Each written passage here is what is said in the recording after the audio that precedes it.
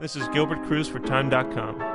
Chinese pianist Lang Lang consistently tops the classical music charts. The 26-year-old, who has performed with the world's most renowned orchestras, has just released a memoir, Journey of 1,000 Miles. I sat down with him at Steinway Piano's flagship store in New York City to answer questions from Time readers.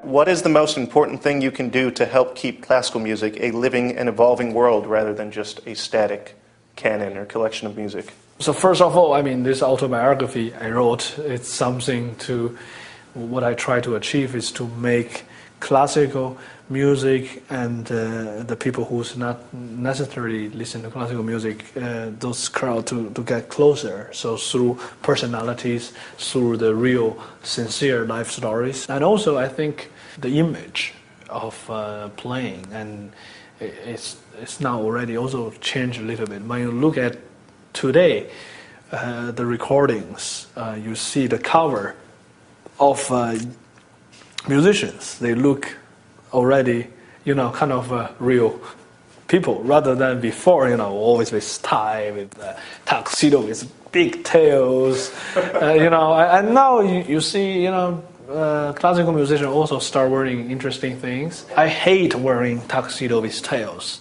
so I always try to have a special design things on, but when I'm on the piano, I only think about piano. I don't even think about what audience think about me. You mentioned that you like to wear specially designed things, and if I'm correct, those are sneakers that bear your name on them? Yeah, so this is the Lang Lang Adidas sneakers? Yeah, I must say I'm very excited about this project. Adidas is such a sport brand, so maybe through these Olympic years, now we should do something, crossing over between culture and sport. So that's why we did that.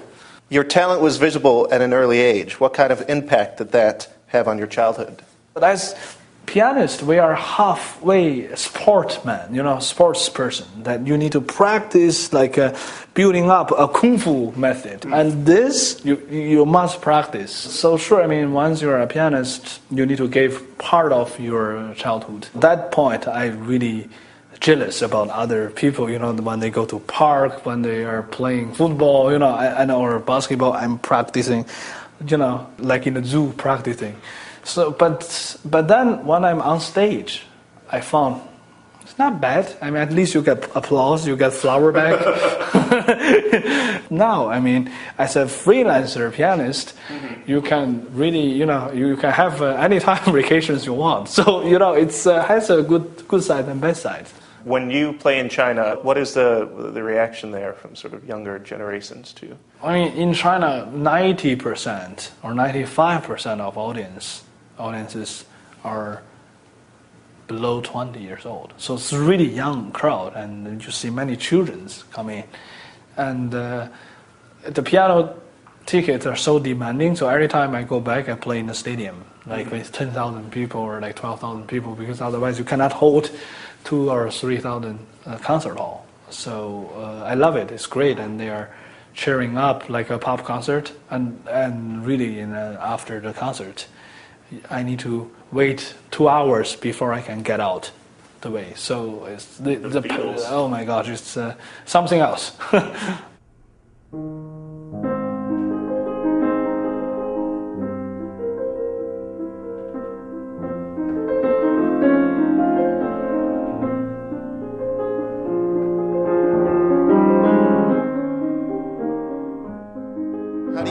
To retain and convey the emotions in a musical piece after having played it hundreds and hundreds of times?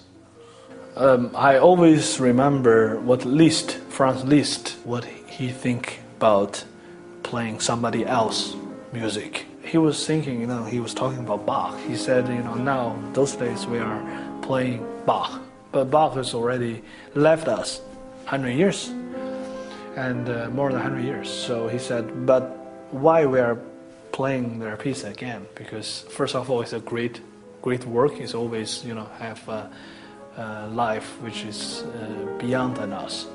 The second thing is that he thinks that the music is already gone, and that he like to bring it back, from the ground, and then it's kind of like reborn, to the world.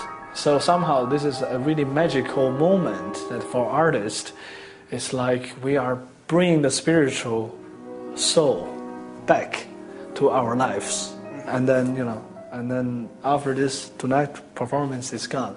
And the day after, you need to bring another spiritual thing. So it's kind of I thought it's a very exciting process.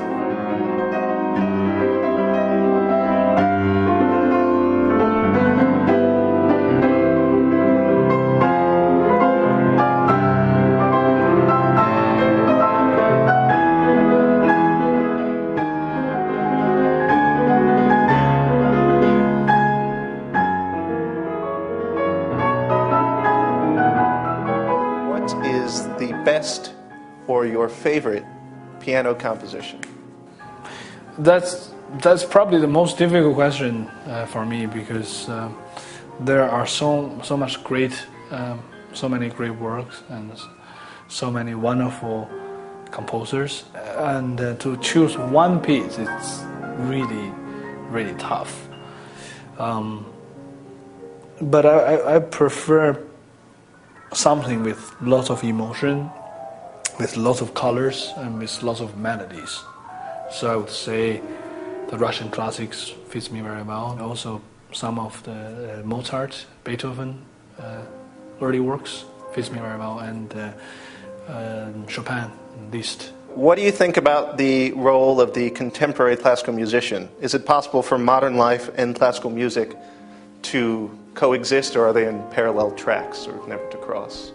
I believe that it's like when you read a Shakespeare, of course the story is old, but the good thing is no matter how old is this play or this piece was, it's always conflict with the human's feeling. And that's very basic, whether you are Chinese, whether you're European, whether you are American, there's always connected between, what is in your heart, what is in your mind, what is in your soul. And this is why why we still like the great work from the past, because that never changed. That's the roots of human being. If we focus on that, I don't see why we cannot connect to the great classic.